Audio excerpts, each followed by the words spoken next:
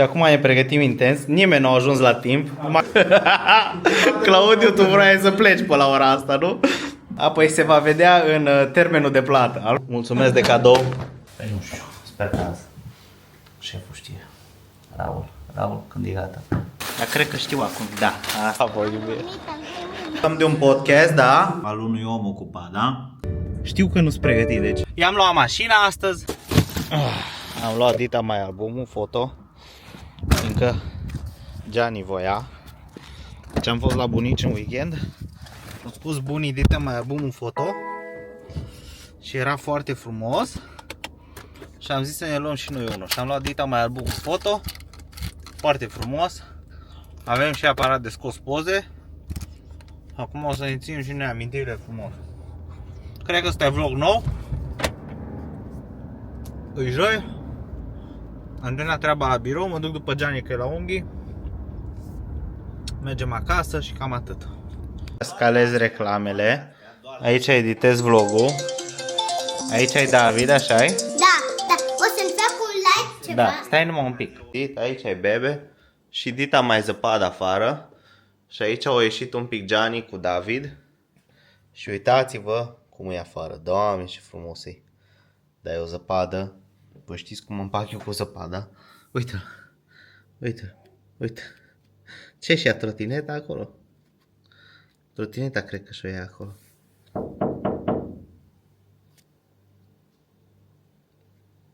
Ioi, țuțul meu, te iubesc. Da, își dezgheață trotineta el. Bravo lui, bravo. Na, frumos, sâmbătă frumoasă. Deci ce se întâmplă aici pe masa asta deja devine scârbos. Și am pus oglinda asta să se vadă, da? Și mi-am lăsat mașina la BMW. Și acum urmează să... Nu știu ce face la service, în fine, schimbă plăcuțele. Acum am un call și după urmează să fac o curățenie generală aici, că nu se mai poate. Deci ăsta e before, da? Am un call și o să vedeți after-ul imediat. Deci nu stau degeaba, da? Am trimis la Gianni, se vede aici, da? Opa. La florista, da? Am vorbit cu ei. Am trimis la Gianni niște flori, se vede, da? Să nu ziceți că mint. Frumoase, da? Mai nou cer și bani de transport, nu știu de ce, dar în fine, e ok. Și mi-am comandat expresul dublu de la Ristretto. Să vedeți ce am pățit ieri. Zic să-mi bag piciorul, nu mai merge aparatul de cafea. Și normal că mi-am comandat altul. Dar nu se mai deschidea, la modul ăla era aparatul de cafea. Și vin acum, îl văd închis, mă gândesc ce să fac cu el, îl pun pe Insta și mă uit la el. Și vedeți, e deschis, da? Și mă uit la el și zic, ce dracu are, nu se deschide? Și mă uit aici la curățat. Băi, deci pusesem aici la curățat. Și ca proștii. Pusesem aici la curățat prostia asta, tăvița asta. Pusesem la curățat tăvița asta. Și când uit tăvița, apare semnul ăsta. Și eu am zis, nu, s-a stricat, aia e comanda altul. Am comandat altul, da? Și așa. Deci cine vrea un aparat de cafea perfect funcțional, scrieți-mi mie și haideți la birou după el, că eu oricum mi-am comandat altul și mai bun e unul nou decât unul vechi, nu? Logic. Întotdeauna și atunci cam atât. Na, revenim. Văd că așa au rostul cât de cât. I-am de meeting, dar nu lăsam acolo, mă lăsam cu treabă, eram prin Excel, știi? Da. Cum se întâmplă, da, n-ai ce face. Se întâmplă, da. Ce faci? De unde ești? De unde ești? Din București. Oh, ce fain. Din București, da. Din capitală, da. Și tu faci e-commerce sau ai mai făcut sau care e situația la tine? Nu, păi hai să-ți spun pe scurt. Deci, mașinuța asta, draga noastră, nu mai are telescoape deloc. Trebuie un kit total nou și ceva bări transversale față. Și așa că mă duc la service să văd care e treaba și revin cu noutăți când am. Vă salut! Vă salut! Deci m-am dus la bancomat pentru coletul ăsta și nu știam ce îi, dar cred că știu acum. Da, asta e. E big day. E big day, astea de la Iman. No? Top, ce fain arată. Ia să vedem cum arată. Da, uite-le. Uite-le cum arată, ai de capul meu. No, sunt tare curios cum îs. Tare curios îs cum îs. Și o să vin cu feedback, să vă zic și vouă cum îs astea.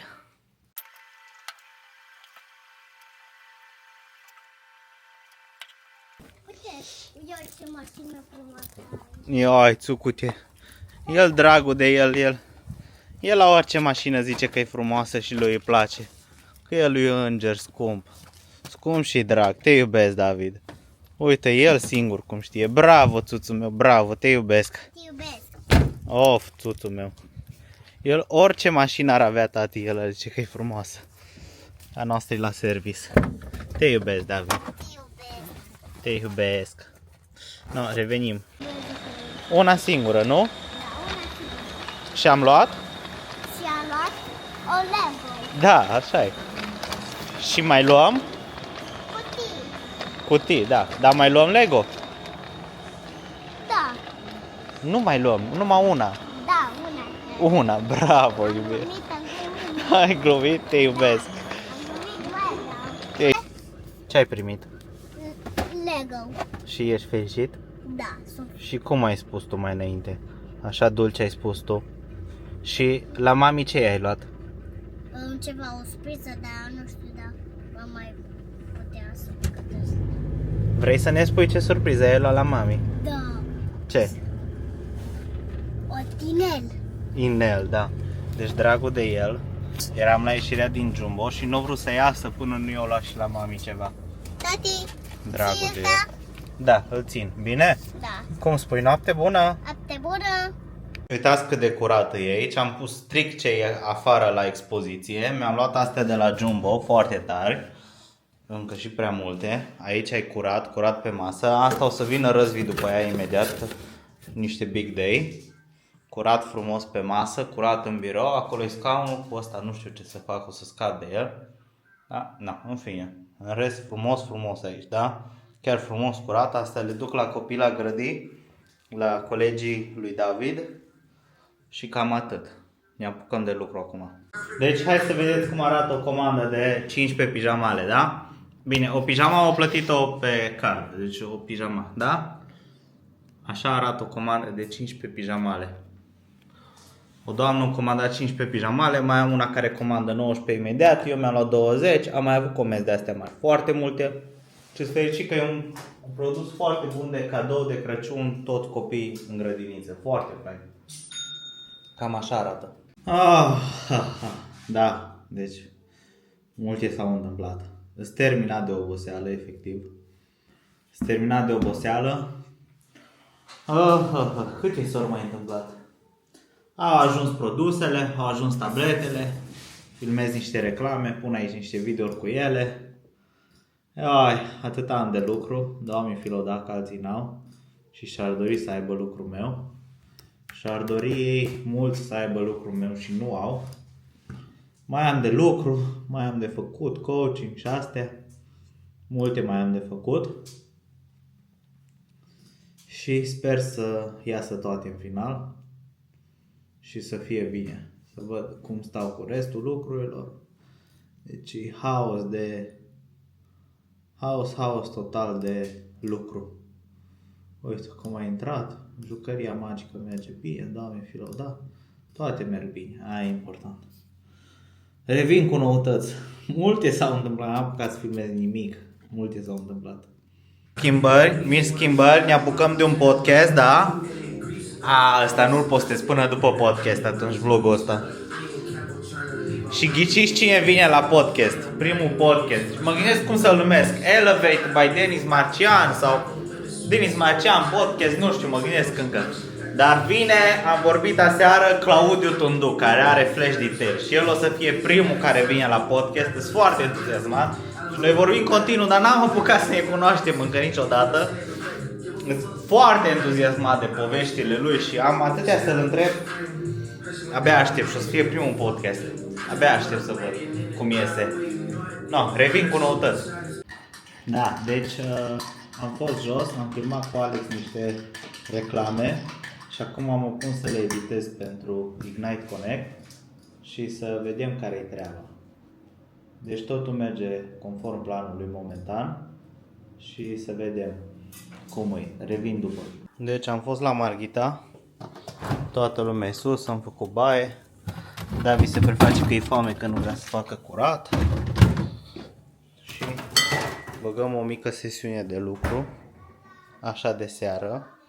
Să vezi ce șmecherie. Ce, iubire? Bine, faci curat și după aia vii la masă, bine?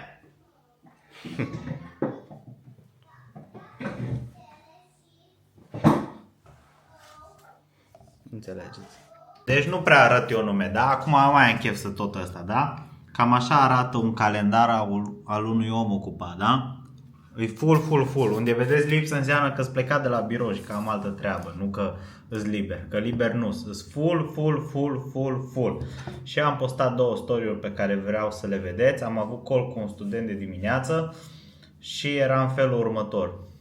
Uite aici. Acum filmez cu un student în call, dar nu vreau să arăt. Are 2472 de lei în vânzări. Asta e 1-2 decembrie. Stai să nu se vadă nimic. Deci azi și ieri și 400 de lei în AdSpend. Aia cât e? 2400 împărțit. Acum filmez cu un student în call, dar nu vreau să arăt. Are 2472 de lei în ROAS 6. Altul, uitați-vă aici. Strategia mea de TikTok, o folosit-o într-o singură zi, 20.000 de lei în vânzări, da? Nu se compară cu nimic asta. Constant cât? Da, știu, mă. Cu nimic nu se compară. Cel mai tare program, cel mai tare eu. Spor la toți. Deci atât am de lucru. M-am întors la birou și acum am niște call-uri de făcut și de rezolvat. Și atunci acum stau și le fac. Am fost cu bebe. Da, avem de lucru, Doamne fie lăudat, am call-uri, mai am 3, 2 de discovery, 1 de coaching și cam cu asta mă ocup astăzi, din fericire, să văd ce mai rămâne, ce se învârte și așa mai departe. Stare curios să văd care e treaba și revin cu noutăți. Deci e luni, ora 7 seara, da? Opa, hai mă, închide-te. Cam ce credeți voi că o să-mi zică mie Gianni, da? Hai, care ghicește primul? Cam ce credeți voi că o să-mi zică mie Gianni? Glumesc. Nu, că ea chiar nu zice, dragă de ea nimic niciodată. Și mă duc acasă, mergem până la Jumbo, că trebuie să luăm nu știu ce la grădinița lui David. Și după n-am nicio geacă aici, nu, nimic, bun. Și după voi reveni cu noutăți. Sunt foarte entuziasmat pentru ziua de mâine. Să vedeți ce pregătesc mâine. Hai de capul meu. Bună dimineața! Unde mergem noi? La Crodi. Da. Și cine a rămas acasă? Mami și bebe. Și cine a venit acum la noi? Nenea. Nenea, da. Deci mami a rămas cu nenea acasă, nu? Da. Bine. Și ce face nenea? Lucrează acasă. Da. Lucrează acasă. No, bine. Bună dimineața. Suntem tare entuziasmați. Astăzi este marți. Așa e, puiule? Da. În primul rând, că astăzi e podcastul cu Claudiu. Mă bucur că ne cunoaștem și noi într-un final, că nu ne-am văzut niciodată. Și în al doilea rând, sunt tare fericit că nu știu ce s-a întâmplat azi de dimineață, dar dacă vă arăt, dar de fapt nu vă mai arăt, nu. La brandul nou am zis că nu mai arăt numeri, nu vă arăt nimic. Deci așa, e o zi frumoasă, o dimineață frumoasă și îi dăm drumul la treabă. Hai, spor la toți! Băi, deci simt că nu sunt pregătit, dar totuși, adică știu că nu sunt pregătit de podcast, dar în același timp simt că sigur o să fie bestial și o să fac o treabă genială și o să știu exact ce să întreb, ce interesează pe lume și o să fie vibe-ul foarte fain. De asta sunt sigur, dar știu că nu sunt pregătit, deci îmi dau seama că cred că ăsta e secretul în viață, să nici nu știi în ce te bagi și când te bagi să nu știi nimic, să fii conștient că nu știi nimic, dar să fii și conștient că o să faci o treabă senzațională. Și chiar vorbeam cu Claudiu acum că sunt toți din Viena și și el se mai gândea cum o să fie, ceva nou pentru amândoi. Bine, am mai avut podcastul ăla cu Răzvi, foarte interesant, numai despre e-commerce, dar nu, asta e altceva, că-s eu hostul acolo. acolo nu era nimeni hostul, acolo ne puneam noi întrebări între noi și adevărul că Răzvi măcar mai știa treaba asta și o pus el întrebări. Uite. Așa. No, dar să vedem cum va fi. Foarte interesant. Deci gata, sunt fresh, sunt pregătit, am ieșit de acasă. Gianni la Gene, n-am apucat să vorbesc cu ea, săraca încă. E la Gene. I-am luat mașina astăzi, pe care eu o să o conduc cel mai probabil, că nu o să o conducă ea, așa o mașină de început. Și zi mare astăzi, avem podcastul în sfârșit. Doamne, cât l-am așteptat podcastul ăsta, pe cuvânt, cât l-am așteptat. Deci parcă zilele după ce am organizat, parcă nu mai treceau. Pe cuvânt, parcă nu mai treceau zilele de când am organizat podcastul. Da, abia aștept să ajung și asta e oficial un behind the scenes. Și gata, atât, pa! Și acum ne pregătim intens, nimeni nu a ajuns la timp, numai Claudiu mai rapid. Un om serios. Și ne pregătim și avem o oră 21 de discuție, așa e, Raul? Da. O oră 21, 22, 2 ore. Da. De acolo, da. No, bun, ne pregătim și revenim. Deci o oră mai târziu, o oră jumate mai târziu, ați crede că am terminat podcastul, dar abia suntem 80% din drum pregătiți. Claudiu, tu vrei să pleci pe la ora asta, nu? Nu chiar, dar... Da, da. Am înțeles. Apoi se va vedea în termenul de plată al facturii ăsta, da. Ne asumăm. Da, o să iasă cel mai tare podcast ever. Am terminat podcastul. Claudiu, ți-a plăcut? Da.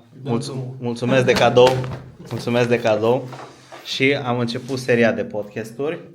Stare entuziasmat. Mulțumesc tuturor pentru ajutor, pentru prezență. Plătește curent aici, că nu prea mai avem lumină. Mulțumesc tuturor că mâine îl postăm. Da, da.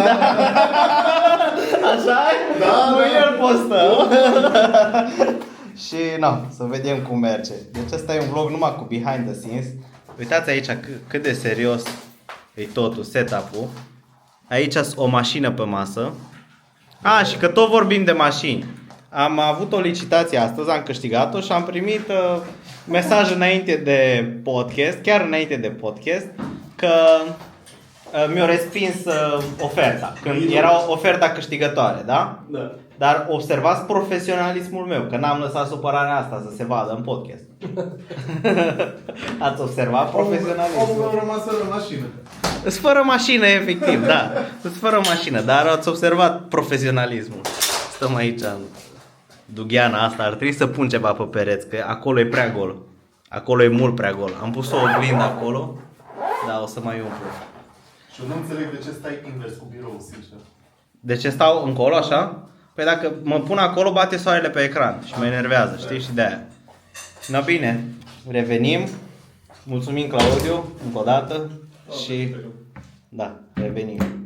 Deci abia acum am putut să pun biroul la loc după nebunia de ieri ce-a fost. Și acum am pus și prosopul de la Flash aici.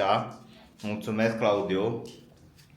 Și stare entuziasmat să văd. Azi este miercuri și la cum am vorbit noi, cred și sper că pe vineri lansăm deja. Cred și sper că pe vineri lansăm podcastul, primul podcast. Doamne ajută să fie fain, să iasă frumos și abia aștept să vedeți și voi cum o ieși. Ce am discutat e extrem de interesant. Deci extrem de interesant. Și am mers extrem de deep cu toate lucrurile. Foarte fain. Foarte fain. No, bun, revin cu noutăți. Vreți să vedeți încă un lucru pe care eu l-am luat primul și o să se umple ora de iarăși? Ia uitați aici.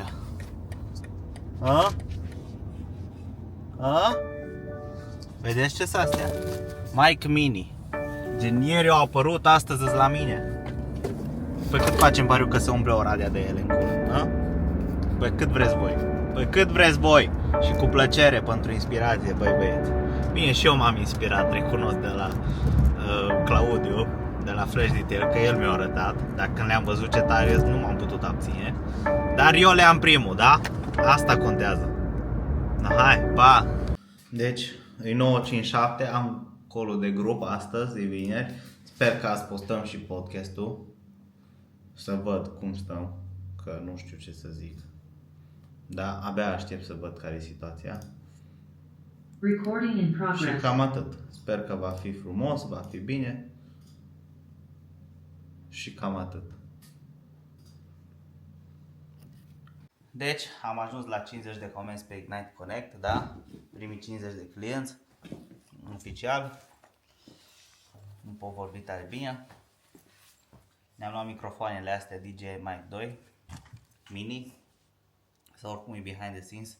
Mi-a arătat Claudiu videoclipul ăsta. Spune mâna. Pe bine? Vedeți ce noise cancelling are și de-aia m-am convins. Și acum, că n-am mai postat notă, sunt mai behind the scenes. Ce facem? Mereu să luăm Brad. Brad. Și de astea de Crăciun. Și o să filmăm asta, așa? Și cred că o să fie cel mai lung vlog, știi de ce? Am vrut să-l postez ăsta astăzi, dar normal că am filmat, nu a fost ieri gata de postat podcastul. Și voiam să postez azi. Dar, nu, filmăm, n-avem ce face. Că am filmat mult înainte, am zis că nu postez filmările alea vlog. Că urmează podcastul. N-am mai postat podcastul. Și când e gata? Păi nu știu, sper că azi. Șeful știe. Raul, când e gata. Raul, când e gata. Poate gata azi. Sper. Și atunci postezi ăla? Și după aia să vedem pe cine aducem la al doilea Pe podcast. care se apăsă buton aici? Pe ăsta. Și David a fost cel mai dulce astăzi, o zis că e descurcărița. Așa că te-ai descurcat astăzi cu ele. No, bine, hai să mergem. Avem și un retur de făcut la About You, că mi-a greșit mărimea. Mi-a dat L în loc de XL. Nu se așa de mare. Și așa. No, bine, revenim. După câteva ore cu Mac Mini, pot să zic că sunt extrem de mulțumit, merge mult mai rapid, vizual mai rapid, sunt extrem de fericit cu el. Am niște planuri noi pentru anul ăsta și abia aștept să le pot împărtăși cu toată lumea. Tabletele merg bine, dar mă plictisesc, nu știu, nu-mi plac. Așa de mult, nu știu, sunt plictisitoare. Mai caut ceva, revin. Deci de o săptămână încerc să iau o mașină și n-am reușit. Și acum îți iar la o licitație și imediat se termină și stare curios să văd dacă o să-mi iasă asta sau nu. Sunt foarte curios, dar să văd care e situația, că tot încerc de ceva timp. Da, revin cu noutăți să văd. Deci sunt foarte mulțumit de Mac Mini-ul ăsta. Sincer, sunt foarte mulțumit și sunt fericit și că, sunt primul care mi l-am luat, ce drept. Asta e foarte tare, dar merită toți banii. La 33 de cât l-am luat eu, foarte bine l-am luat eu. Dar cred că e 38-39 pe net, foarte. Și top, e top, foarte tare, recomand cu tot drag, luați-vă. Deci acum am intrat în casă și Dita mai e surpriza. N-am făcut împreună Bradu, David doarme, bebe acolo, dar uite-te și vreau să zic că și pe geam afară ai făcut beculețe, așa, iubirea mea? Și te-ai ocupat să faci din casă acasă, așa-i? Te iubesc, cel mai frumos Crăciun o să avem. Și mai ales tu, că astăzi ți-a ajuns cadoul, dar nu îl primești până de Crăciun. Este la birou, deci n-ai voie la birou până de Crăciun. N-ai voie la birou. Dar ce, așa mare că nu poți să le ascunzi? Acum crezi așteptări. No, bine, revenim. Azi e ziua cea mare. Termin cu vlogul ăsta cu behind the scenes într-un final. E ora 2:41. Ne-am uitat deja. Aici îi.